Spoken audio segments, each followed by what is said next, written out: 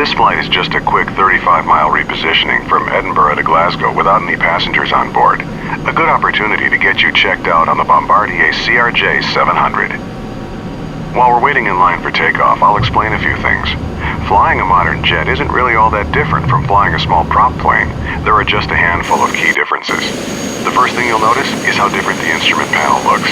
Instead of many small, round mechanical instruments, there are just a few large computer screens. Most of the information is the same, but the presentation is different. Bob Shuttle 21, full shot runway 6 right, traffic 747 and final. Holding short, 6 right, world travel 221. That call was for another aircraft. We're Orbit 526. I'll handle the radios during this flight, so don't worry if you miss anything. I'll tell you what to do. The display on the left is the primary flight display, or PFD. It combines multiple instruments into one display. The blue and brown section in the middle of the PFD is an attitude indicator. The vertical tape on the left side shows airspeed, and the tape on the right side shows altitude. At the bottom in the middle is a horizontal situation indicator, which shows heading, and to the right of that is a vertical speed indicator. Glass displays like these take some time to get used to, but once you get the hang of it, you'll love them. The display to the right of the PFD is the navigation display, which shows a top-down view of the aircraft's position relative to navigational aids and the flight planned route. You can change how the map looks by using the format and range knobs on the left side of the panel. Try it now if you want to.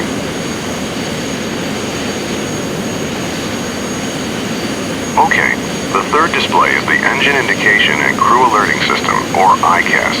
The default page shows engine information, gear and flap positions, fuel quantity, and warning and caution messages.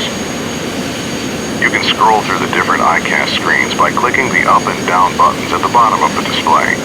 Each screen provides information about a different aircraft system. For this flight, keep the engine gauges showing on the ICAS. The top gauges are labeled N1. As we fly, I'll give you suggested thrust settings. Use your joystick throttle lever or the F2 and F3 keys to move the N1 needles to the settings I suggest. The rows of buttons and knobs just below the windshield is the mode control panel for the autopilot. We won't be using the autopilot on this flight, so don't worry about any of that for now. A big difference between jets and piston aircraft is that in a jet, the engines take a while to spool up. This means that if you add or reduce thrust, there will be a slight delay before your action has any effect. This fact, combined with the jet's higher speed, means that you need to plan ahead. Bob Shuttle 221, active position and hold.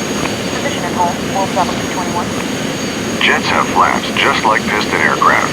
They're used during takeoff and landing to increase both lift and drag. Lower the flaps to 20 degrees for takeoff now by pressing the F7 key 3 times. You can see the flap indicator on the ICAS. Orbit 526, full shot runway 6 right. We'll hold short 6 right, orbit 526. Okay, follow the 737 ahead of us, but hold short of the runway. Release the brakes by pressing the period key and apply some thrust to get us going.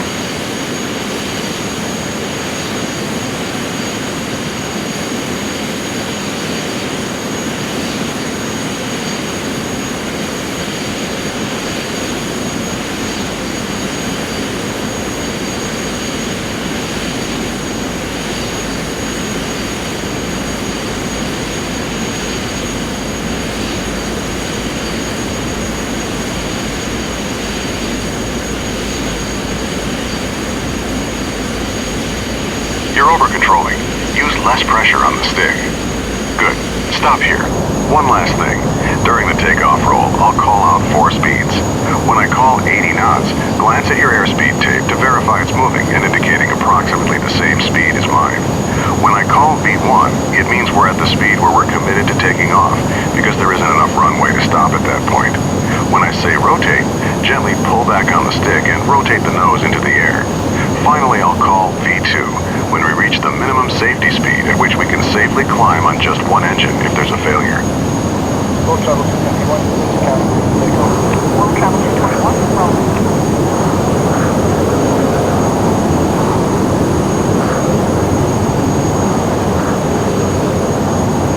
Orbit 526, active position and hold. Position and hold, orbit 526.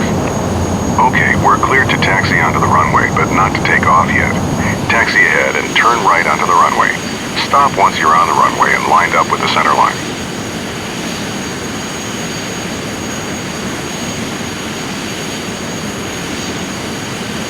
Press Shift 5 to display the overhead panel and turn on the landing light by clicking the switch in the lower left corner.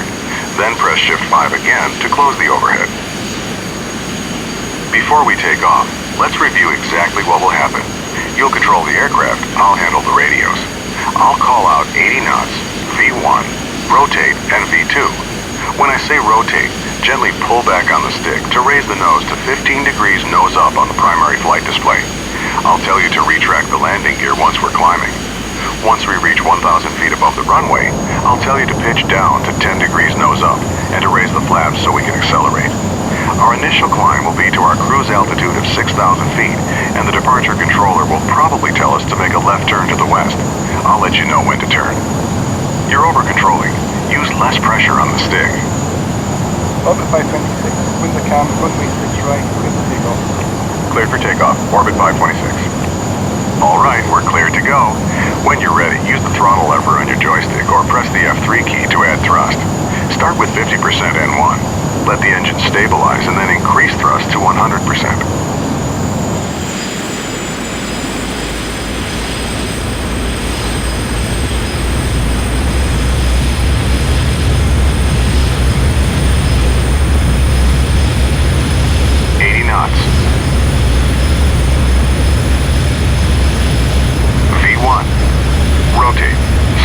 Up to 15 degrees. V2.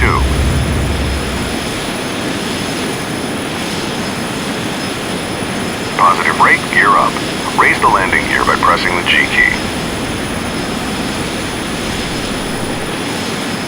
Orbit 526, contact above. Orbit 526, switching. Okay, move the stick to adjust pitch to 10 degrees nose up on the primary flight display, and raise the flaps. Reduce thrust to about 80% N1 to keep our speed below 250 knots. Climb and maintain 6,000 feet.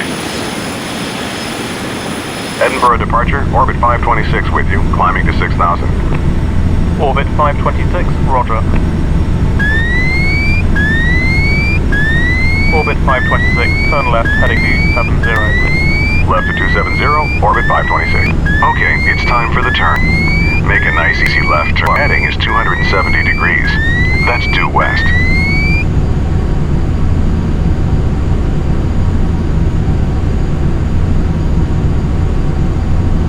Let's run through the after takeoff checklist.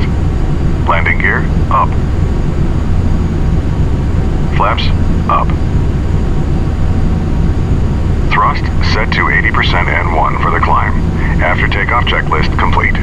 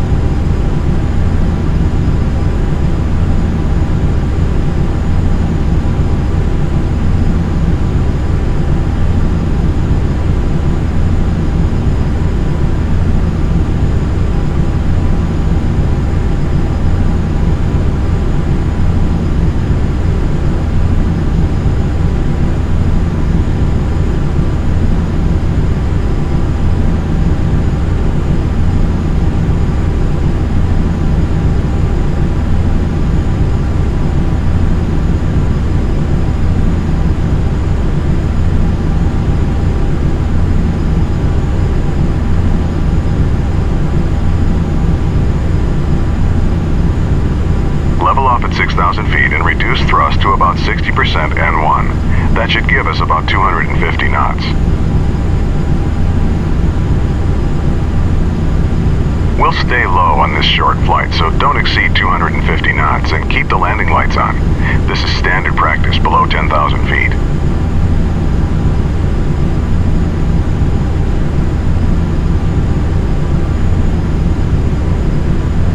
Orbit 526, resume own navigation. Resume own navigation, Orbit 526. All right, we've been told to resume our own navigation. This means the controller will no longer be giving us vectors, and we should follow our filed flight plan.